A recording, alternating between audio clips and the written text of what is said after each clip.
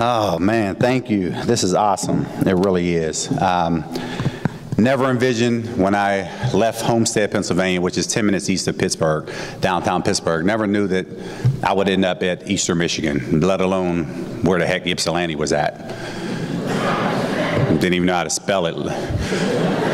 But Eastern Michigan was the only school to offer me a Division I scholarship, just like Michael Turner mentioned with NIU. And all you need is that one opportunity. And getting to Eastern Michigan, it didn't go well when I first got there. I sat. It took me a while to play. Finally had the opportunity to play. I thought things were going to really turn its course. Ended up having a coaching change. A new coach comes in, and I'm like, here it is again. I have to do it all over again, prove myself. And I remember the coach just saying, you want to stick with it. You know, good things that happen. You're going to be my guy. And lo and behold, things kind of worked out. But when I look at everything kind of transpiring when I watched that video, it almost didn't happen. Because I remember in 1996, and I was sitting home, and the telephone rings, and my mom answers the phone. I mean, my mother calls, so I answer the phone, and I'm like, hello. And my mother's saying, you need to come home. And I'm like, what do you mean I need to come home? Tell me what I'm coming home for. And back then, you didn't have cell phones like you do today, right? You had these little things called a beeper. Some of the students are like, a beeper? What the heck is a beeper? So I literally, and I'm calling, I'm like, Mom, tell me why I'm coming home. And she's like, I just need you to come home. So I'm packing a bag full of nothing. And I said, Mom, before I get on this road, please tell me why I'm coming home. And with the deepest swallow that I've ever heard in my life, she said, Charlie, your sister's been shot and killed. I'm like, what? So I immediately pick up the phone. I call Coach Dan Henson, who was our offensive coordinator at the time, quarterback coach, and he comes to my apartment and he's like, Charlie, go home. Go do what you have to do. So I get home, and of course, as I'm riding home, and I stay home over the course of time, we bury my sister, and I remember picking up that telephone and said, Coach, I'm not coming back. He said, what? And he said, Charlie, I understand you're going through a troubled time. And he said, please think rational about this decision. And he said, if you choose to make the decision to not come back to school, I'll respect it. And at that time, I'm thinking to myself, I don't know what I want to do. But let alone if I wasn't open enough to hearing his thoughts about what I should do, I wouldn't be standing up in front of you today. And at that point, he said, you need to come home. You need to come back. Your family's waiting on you at Eastern Michigan.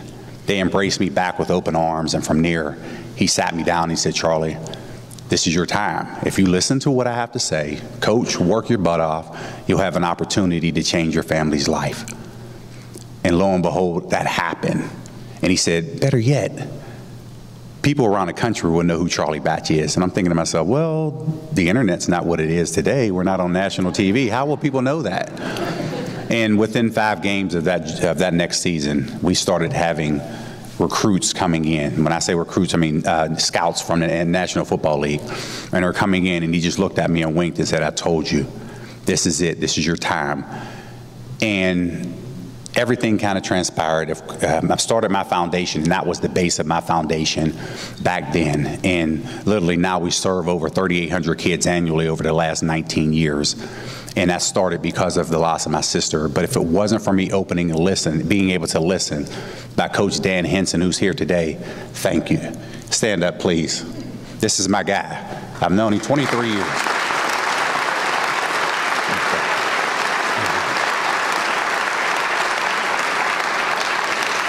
So literally, I've known him 23 years. He's like a father to me. He wouldn't miss this moment for anything. So I appreciate that because it wouldn't happen. But I want to thank Eastern Michigan. I just thanked them there. But it's amazing because I'll tell you the story. I was doing some work at the NFL Scouting Combine this February. And I remember getting a text. And Dan texts me and he says, Charlie, we have some great news. He's like, just stay on the phone. Let me know. So I'm caught in this nor'easter out in Philadelphia. Last flight canceled, so I'm trying to figure out how I'm getting home. Philadelphia to Pittsburgh is a 30-minute flight. Now I have to jump on a train. 12-hour train ride from Philadelphia to Pittsburgh. So Dan and Scott, they're on the phone and like, Charlie, great news. You're inducted to the Mid-American Conference Hall of Fame. And they're like, hello, did I lose you? And I said, no, I'm on a quiet car in the train. I can't yell. Now, I've never been on a train before. I didn't know you couldn't yell on this quiet train on the train. I've never rode one before. So it was hilarious to me. It was funny, but I thank you for being here, Scott, Dan, Coach Creighton. Thank you for representing the university and really believing in me as we're pushing this thing forward. But it's a great opportunity here. Love following the Mid-American Conference, and it's always amazing because we have a ritual in Pittsburgh on Saturdays. Everybody trying to figure out who's playing who. So you hear the conversation. Stanford's playing Oregon. You have, Michigan's playing somebody else.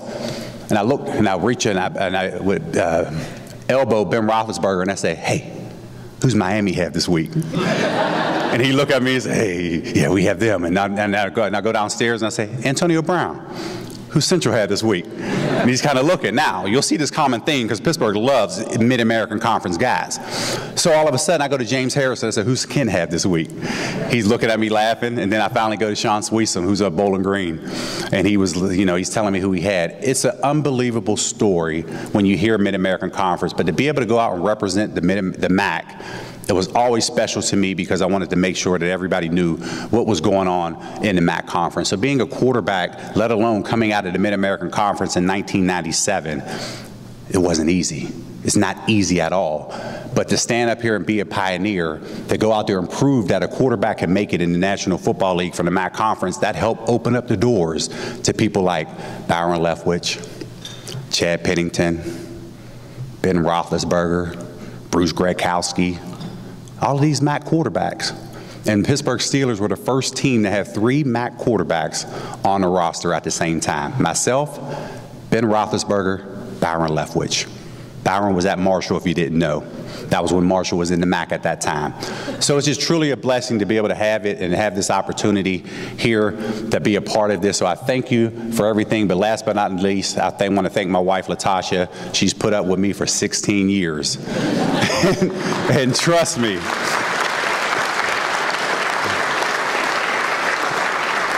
playing and transitioning away from the NFL, it's not easy. Yes, it's a great game, but my wife always challenges me, and she says, "You want to know what? You're going to do something with your life." And I'm like, "Huh?"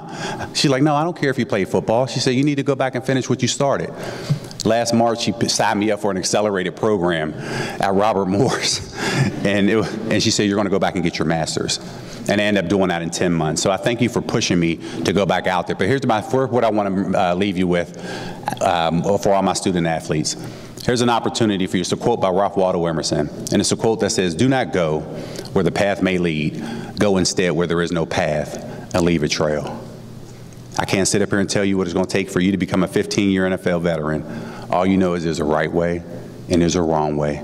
Always go out there and represent your family, represent your university, and you go out there and represent this conference. Thank you.